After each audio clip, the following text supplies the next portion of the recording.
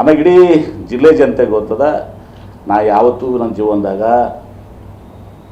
ಬೇರೆಯವರ ಆಸ್ತಿಯಲ್ಲಿ, ಅದು ನನ್ನ ಕಾಂಗ್ರೆಸ್ ಪಕ್ಷದ ನನ್ನ ಅಭಿಮಾನಿ ಇದ್ದರೂ ಕೂಡ ಅವ್ರು ಬಂದು ಕೋರ್ಟಿಗೆ ಬಂದಿದ್ದು ಬಂದು ಹೇಳಿದ್ರು ಕೂಡ ಪೊಲೀಸ್ ಸ್ಟೇಷನ್ದಾಗ ನ್ಯಾಯಯುತವಾಗಿ ಮಾಡ್ರಿ ಅಂತ ಹೇಳಿದೆ ನಾನು. ಇದಕ್ಕೆ ಲ್ಯಾಂಡ್ ಟ್ರಿಬ್ಯುನಲಲ್ಲಿ ಕೊಟ್ಟಾರ ಭೀಮನ್ಗೌಡ್ರದ್ದು ಜಿದ್ದಿಯವ್ರು ಬಂದಾಗ ನಾನು 2 ಎಕರೆ ಜಿದ್ದಿಯವ್ರು ಜಾಸ್ತಿ ಕೊಡಿಸಿದ್ದೆ. ಯಾಕರೆ ಬಂದ್ರಪ್ಪ, ನಾವು ಹೋಗಿದ್ವಿ MP ಪಾಟೀಲ್ ಪ್ರಯತ್ನ, ಕೊಟ್ಟಾರಗೌಡ್ರು ನನ್ನ ಕಡಿತನ ಮಾತಾಡಲಿಲ್ಲ. ಹೀಗಾಗಿ ಅವ್ರು ಬಸನಗೌಡ್ರಿಗೂ ಗೊತ್ತದ ನಾವು ಯಾರದೇ ಒಂದು ಜಮೀನು ವಿಚಾರದಲ್ಲಿ ಯಾವುದ್ರ ವಿಚಾರದಲ್ಲಿ ನಾನು G ಕ್ಯಾಟಗರಿ ಸೈಟ್ಸ್ ಅಂತ ತೊಗೊಂಡಿಲ್ಲ ಬೆಂಗಳೂರಾಗಿ ಶಾಸಕರಾಗಿ. ಯಾಕೆ ನಮ್ಮ ತಂದೆಯವ್ರು ತೊಗೊಂಡಿದ್ರು ಅಂಥೇಳಿ, ನಮ್ಮ ತಂದೆಯವ್ರ ಹೆಸರಲ್ಲಿ ಒಂದು ಸೈಟ್ ಇತ್ತು, ಭಾಳ ಜನ G ಕ್ಯಾಟಗರಿ ಸೈಟ್ ತೊಗೊಂಡಿದ್ದಾರೆ. ಅದನ್ನ ಸೈಟ್ ತೊಗೊಂಡಿಲ್ಲ, ಅದಕ್ಕೆ G ಕ್ಯಾಟಗರಿ ಸೈಟ್ಸ್ ಅಂತ ತೊಗೊಂಡಿಲ್ಲ.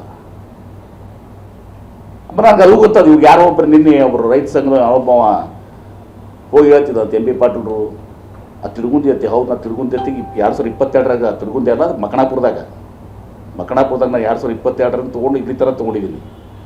ತಿರುಗುಂದಿ ಹತ್ತಿದಾಗ ನಾವು 1 ಎಕರೆ ತೊಗೊಂಡಿಲ್ಲ.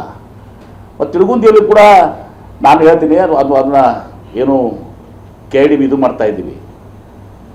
ಅದು ಯಾಕೆ ಮಾಡಾಕತ್ತೀವಿ ಅಂದ್ರೆ, ಇಲ್ಲಿ ಬೆಳಗಾವಿ ಜಿಲ್ಲೆಯಲ್ಲಿ ಕಣಗಲ್ ನೋಡಿದ್ದೀವಿ. ಕಣಗಲ್ನಲ್ಲಿ ಎಷ್ಟು ಯಶಸ್ವಿ ಆಗ್ಯದ ಅದು. ನಾ ಇದ್ದಾಗೆಲ್ಲ ಹಿಂದೆ ಮಾಡಿದರೂ ಕೂಡ ಆ ಇಂಡಸ್ಟ್ರಿಯಲ್ ಎಸ್ಟೇಟ್, ಯಾಕಂದ್ರೆ ಮಹಾರಾಷ್ಟ್ರ ಕರ್ನಾಟಕ ಬಾರ್ಡರ್ ಇದೆ, ಒಂದು ಇಂಡಸ್ಟ್ರಿಯಲ್ ಎಸ್ಟೇಟ್ ಒಳ್ಳೇದಾಗಲಿ.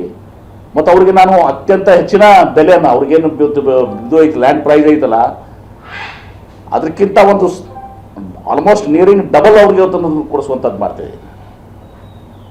ಆ ಒಂದು ಇಂಡಸ್ಟ್ರೀಸ್ ಬಿಜಾಪುರಕ್ಕೆ ಬರಲಿ, ನೀರಾವರಿ ಆಗಿದೆ ಇದು ಆಗಲಿ, ಇಂಡಸ್ಟ್ರೀಸು ಬರಲಿ ಅಂತ ಮಾಡ್ತಾಯಿದ್ವಿ. ಯಾರೋ ಒಬ್ಬ ಹೇಳಿದ ಹೆಸರು ಹೇಳಿದ್ರೆ ನನಗೆ, ಹೋಗಿ MP ಪಾಟೀಲ್ ನಂದಲ್ಲಿ ತಿರುಗುಂದಿದ್ರಾಗ ನಾನು ಮುಗಿರಲ್ಲ, ಮಕಣಾಪುರದಾಗ ನಾನು ತೊಗೊಂಡಿದ್ದೀನಿ. 2022ರಿಂದ ಈ ಥರ ನಾನು ತೊಗೊಂಡಿದ್ದೀನಿ.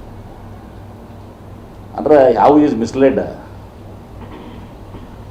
ಆಮೇಲೆ ನನಗೇನು ಇಲ್ಲಿ ಬಿಜಾಪುರದಾಗ ಬಂದ್ಬೇಕಾದ್ರೆ ಅದನ್ನೂ ಒಂದು ಬೇಕು ತೊಗೊಂಡಿರಲ್ಲ, ಮಕಣಾಪುರ ಲ್ಯಾಂಡ್ ಬೇಕಾದ್ರೆ ಎಷ್ಟನ್ನ ಬಸ್ ಊರಿಗೆ ಬೇಕಾದ್ರೆ ದಾನ ಮಾಡ್ತೀನಿ ನಾನು, ತೊಗೊಂಡು ಹೋಗ್ಬೇಕಾದ್ರೆ ತೊಗೊಂಡು ಕೊಡ್ತೀನಿ ನಾನು. ನನಗೇನು ಇದ್ರ ಮೇಲೆ ಆಸೆ ಇಲ್ಲ, ನಾನು ಅದು ಕೊಟ್ಬಿಡ್ತೀನಿ ಬೇಕಾದ್ರೆ. 135 ಎಕರೆ ಅದು ಕೊಟ್ಬಿಡ್ತೀನಿ, ಹೋಗಿ ತೊಗೊಳ್ಳಿ ಬೇಕಾದ್ರೆ.